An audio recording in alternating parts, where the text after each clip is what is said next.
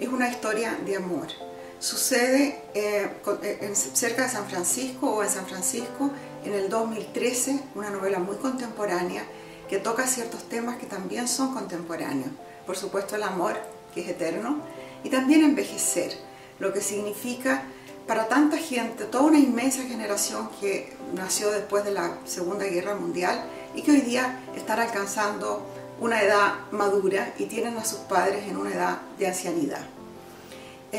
Sucede toda la acción en una casa de reposo muy de avanzada, muy liberal, muy artística, muy hippie, donde van a parar artistas intelectuales en su edad, ya cuando están retirados casi todos, muchos de ellos son viudos o viudas. Y ahí hay un personaje, que es mi personaje principal, que se llama Alma, una mujer de 81 años, que tiene una segunda vida, una vida secreta, misteriosa. Y hay una chica que trabaja en la residencia que se llama Irina, que está intrigada por esta mujer y la espía de una buena manera, pero va averiguando cosas sobre su vida. Y así volvemos hacia atrás, hacia la vida de Alma. También sabemos algo sobre la vida de Irina, que es una inmigrante, una joven inmigrante que ha tenido un pasado muy difícil. Y vamos descubriendo cuál es el misterio que hay en la vida de Alma. Una historia de amor. Y ella vive esta historia de amor intensamente a los 81 años.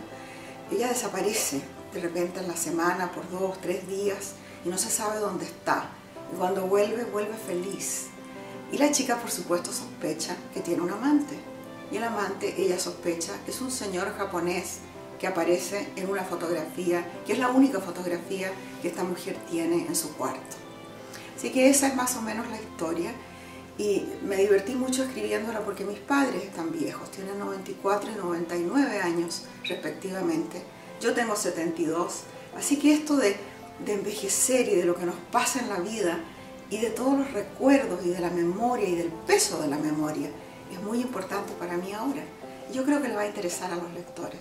Espero que El amante japonés les guste. Gracias.